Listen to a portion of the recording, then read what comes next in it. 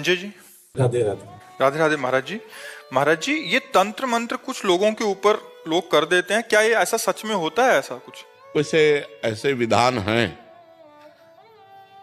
जो तांत्रिक हैं, जो मंत्रों के ज्ञाता हैं, इसमें मारण है, वशीकरण है, उच्चाटन है, ये इसके विधान हैं। लेकिन ये उन्हीं के ऊपर काम करते हैं जो भगवान का भजन नहीं करते।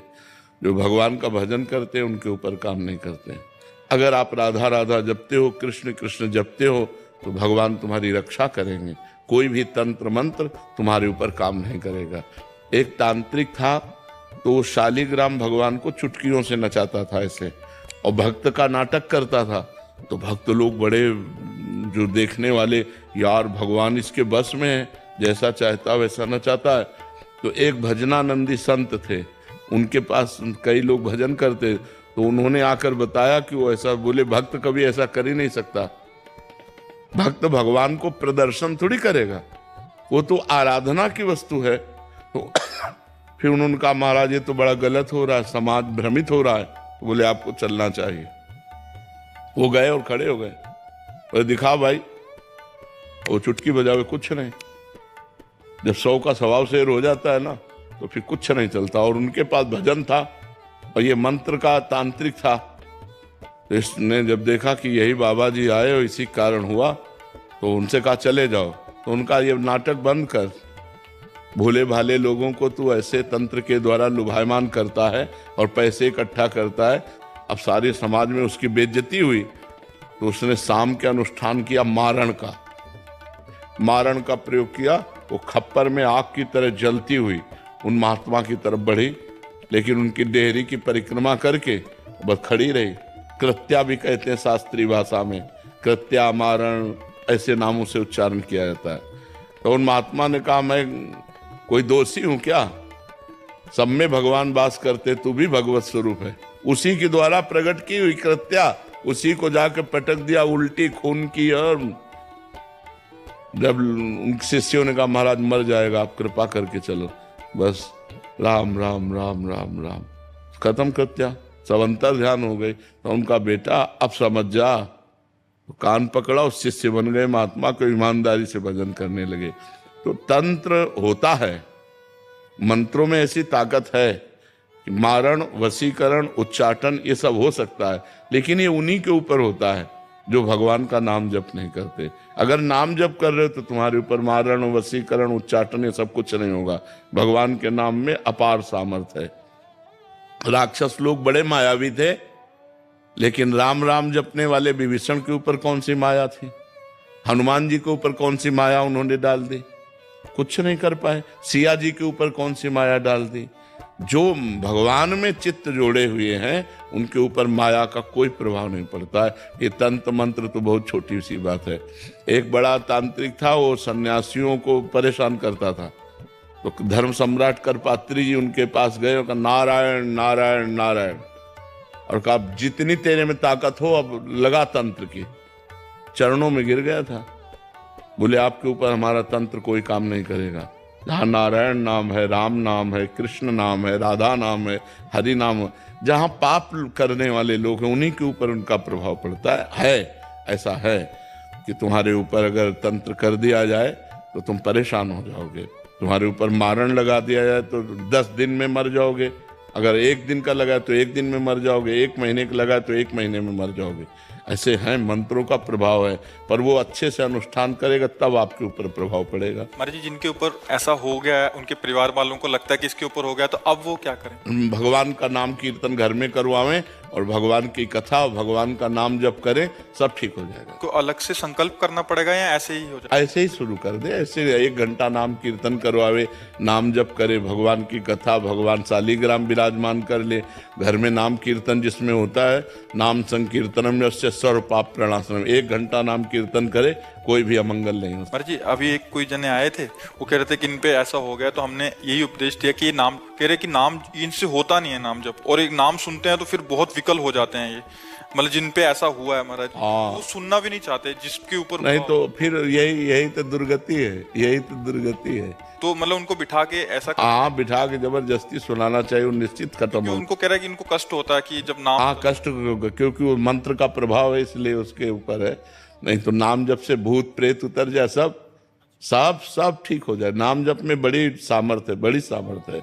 एक बार हम एमसी में थे तो एक को भूत आया, तो वहां लाए, तो हम कोई झाड़ना फूकना तो जानते नहीं, हम नाम जपना शुरू किया और चीखने लगा। हाँ महाराज जी, वो कह रहे थे कि और अब कहा इनसे दूर ले चलो, इनसे दूर ले चलो। हमको बैठल अब थोड़ी देर बैठा रहा, बोला हम जा रहे हैं। हम कहाँ जाओ? और ठाकुर जी को भोग लगा के जब जल चरणामृत और जल उनको दिया, वो खत्म हो गया, चले। और ये अपवित्र आत्माएं होती हैं, अपवित्र जगह प्रवेश करती। पवित्र हम स्मशान में घूमे, कभी हमें भूत प्रेत कहीं कुछ नहीं। गंगा किनारे 20 साल रहे, गंगा किनारे ही रहे, कभी कोई ऐसा नहीं। तो नाम जप करो भगवान के नाम में, बड़ी भूत पिशाच निकट नहीं आवे। और बहुत सिद्ध है, गोस्वामी जी ने सिद्ध अवस्था में, तुलसीदास जी ने ये लिखा है हनुमान चालीसा।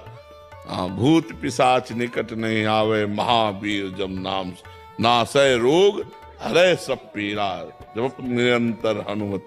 हाँ, जपत निरंतर हनुमत। हाँ, ये बात समझ लेंगे। महाराज जी, ज्योतिषी में विश्वास करना चाहिए? ज्योतिष शास्त्र है। परीक्षित जी जन्म लिए थे तो जन्म से लेकर मृत्यु तक का निकाल दिया था उन्होंने, कि इनको तक्षक सर्प काटेगा, पूरा मृत्यु तक निकाल दिया था। पर ज्योतिष शास्त्र का ज्ञान हो तो ज्योतिष शास्त्र सत्य है, क्योंकि ज्योतिष शास्त्र है, कोई उसमें ऐसा नहीं। पर ज्योतिष शास्त्र का सत्य ज्ञान होना चाहिए। मतलब किसी को गलत उपदेश दे करके और उसको भयावह परिस्थिति में करके अर्थ लेने की वासना ना हो, और ज्योतिष शास्त्र का ज्ञान हो तो सही सटीक जन्म से मरण तक का हिसाब बता देगा। जन्म से मरण तक? हाँ, जन्म तक जिससे मरण तक का हिसाब बता देगा। ज्योतिष शास्त्र सत्य है, इसमें कोई संशय नहीं है। पर ये सिद्ध होना चाहिए, मतलब उसको उसका परिपक्व ज्ञान होना चाहिए। ज्योतिष शास्त्र ऐसे ऐसे विचार करने वाले, जैसे तुम्हारी भैंस खो गई और वो आपका विचार किए, तो आपको बता देंगे कि आपके गांव में दक्षिण कोने में 3 घर के बाद वो बंधी हुई है, तो चले जाओ, उठा खोल लो। ऐसा है ज्योतिष ज्ञान सब। मतलब ऐसा नहीं, भगवान ने सब शास्त्रों की रचना की, पर उसका सम्यक ज्ञान होना चाहिए। सम्यक ज्ञान होने से ही उसको जैसे हम किसी शास्त्र के अनुमानता, तुम्हारी जी सिद्धि, जैसे किसी के मन की बात पढ़ लेना, या हाँ, ये भी सिद्धियां हैं, ये भी सिद्धियां। ये स्वतः अंदर आ जाती। हाँ, अगर हम वो मंत्र सिद्ध किए हुए हैं तो आप जो ये, अच्छा आपका ये नाम है, आप अमुक जगह से आ रहे हैं, आप ये सोच कर आ रहे हैं, तो आपके होश उड़ जाएंगे। पर इन सब सिद्धियों को प्राप्त करने वाला भगवान को नहीं प्राप्त कर सकता।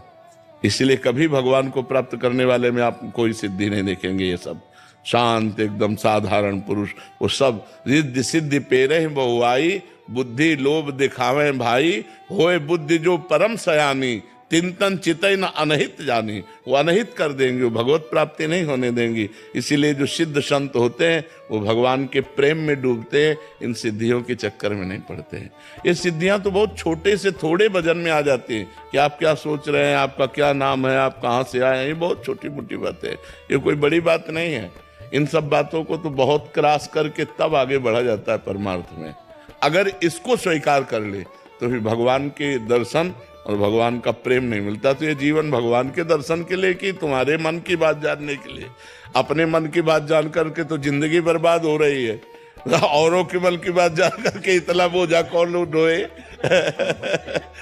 महाराज जी, और भी सिद्धियां होती हैं? बहुत सिद्धियां होती हैं। महाराज जी, आपने बताया था कि जल पे चलना। हाँ, जल को स्तंभित करके चलना, पहाड़ में भी प्रवेश कर जाना, एक ही समय में कई जगह उपस्थित हो जाना, एक ही ये बड़ी सिद्धियां हैं। एक ही समय में कई जगह उपस्थित हो जाना, बहुत दूर की बात सुन लेना, तुम्हारे मन की बात जान लेना, कहाँ कौन सा धन गड़ा है, इन सब बातों को जान लेना। तो है तो सब मायाकृत ही, परमात्मा कृत थोड़ी है। ऐसे किया और रुपए के सिक्के चांदी के गिर रहे हैं, ढेर के ढेर, ये सबने देखे सिद्धियां। ऐसे कर दिया और पूछा तुमसे कि कौन सी सुगंध चाहिए, मान लो आपने कहा केवड़ा, ऐसे कर दिया पूरा वातावरण केवड़ा का, बिना छिड़के। तुरंत दूसरे ने कहा हमको मोगरा, तो मोगरा। ऐसी सिद्धियां बहुत से हमने देखे संतों की सिद्धियां, पर उससे भगवत प्राप्ति नहीं होती। हिम कन्या भट्ट जी। राधे राधे राधे महाराज जी जीवन की अंतिम यात्रा में भगवत प्राप्ति किस प्रकार से परमात्मा को प्राप्त करूं महाराज जी? जब हम जीवन भर धर्म से चलते हैं और भगवान का नाम जप करते हैं तो अंतिम समय हमारी हिम्मत नहीं होती कि हम भगवान का नाम स्मरण कर लें, क्योंकि बड़ा दुख का समय होता है। कफ पित्त बात सब बढ़ जाता है, मूर्छा आ जाती है, भारी पीड़ा होती है। तो जीवन भर जो हम कर्म करते हैं उस समय वही स्मृति में आता है, क्योंकि परिणाम बनेगा ना। और जीवन भर भजन किया है तो अंतिम समय आ जाएगा राधा राधा राधा, अब वो चला गया, भगवान को प्राप्त हो गया। इसीलिए जीवन भर बहुत डरा जाता है कि हमसे कोई पाप न हो, हमारे द्वारा किसी को दुख न पहुंचे, हम अच्छे से भजन करें जिससे हमारा अंतिम फाइनल अच्छा बने। जैसे साल भर बच्चा पढ़ता है तो फाइनल के लिए ही तो पढ़ता है कि हमारा फाइनल अच्छा आवे, और वही बुद्धिमान है जो फाइनल के विषय में सोचे। आजकल फाइनल के विषय में नहीं सोचते, आजकल वर्तमान के विषय में सोचते हैं। फाइनल पर नहीं सोचते, परिणाम को नहीं सोचते। बुद्धिमान पुरुष वो है जो परिणाम को सोचे, कल को सोचे कि आज हम ऐसा कर रहे हैं तो कल हमारा कैसा होगा। तो ऐसे ही जो जीवन भर धर्म से चलते हैं, भजन करते हैं, तो अंतिम समय भगवान उनकी स्मृति बन जाते हैं और वो भगवान को प्राप्त होते हैं। और जो भगवान से जुड़े नहीं हैं, चित्त भगवान में नहीं जोड़ा, भगवान के शरणागत नहीं हुए, तो फिर उनको अंतिम समय संसार का चिंतन होता है। जैसे भरत जी महाराज भगवान की प्राप्ति के लिए, ऋषभ देव जी के पुत्र भरत जी महाराज भगवान की प्राप्ति के लिए अपने राज्य को छोड़ा, अपने पुत्र परिवार को छोड़ा और गंडकी नदी के किनारे एकांत में भजन करने लगे। एक दिन एक हिरनी गर्भवती थी, वो जल पीने के लिए आई, सिंह ने दहाड़ मारी, वो उसने छलांग लगाई तो गर्भ परिपक्व हो चुका था, तो वो योनि के द्वार से जलधारा में गिर गया। वो दौड़कर उस बच्चे को उठाए, अब उससे इतना प्यार कर लिया बच्चे से कि बस बच्चा ही चिंतन में आने लगा। तो अंतिम समय जब प्राण त्याग रहे थे तो हिरण का चिंतन हो गया, अगला जन्म हिरण बन गए। फिर उनको सावधानी हुई हिरण के शरीर में, और फिर भजन किया तो जड़ भरत जी के रूप में ब्रह्मबोध संपन्न महापुरुष के रूप में जन्मे। तो ये बहुत सूक्ष्म विषय है कि हमारा अंतिम चिंतन भगवान का बन जाए। ये केवल भगवान की कृपा से ही संभव है। इसलिए खूब नाम जप करे, भगवान की कथा सुने, भगवान का चिंतन करे, जिससे हमारा अंतिम समय भगवान का चिंतन हो जाए। अनुभव जी। राधे राधे महाराज जी मनुष्य जीवन में सबसे बड़ा अपराध क्या है? भगवान को भूल जाना। इस अपराध की जो जड़ है वो भगवद विमुखता है। भगवान से विमुख हुआ तो अपराध ही अपराध है, विपत्ति ही विपत्ति है। कहा हनुमंत विपत्ति प्रभु सोई, जब तब सुमिरन भजन न होई। जब तक भगवान का सुमिरन भजन नहीं किया था वही सबसे बड़ा अपराध है, वही सबसे बड़ी हानि है। हानि हरिवंश के नाम अंतर परे, लाभ हरिवंश उच्चरत वाणी। अगर नाम चल रहा है तो परम लाभ है, नाम छूट गया सब अपराध ही अपराध है। गलतियां जितनी होती हैं, पाप जितने होते हैं, उन सब का मूल है भगवान से विमुख होना। जो भगवान से विमुख है उन्हीं के द्वारा पाप होते हैं, जो भगवान के सन्मुख हैं वो निष्पाप हो जाते हैं। सन्मुख हो ही जीव मोहि जबहि, जन्म कोटि अघ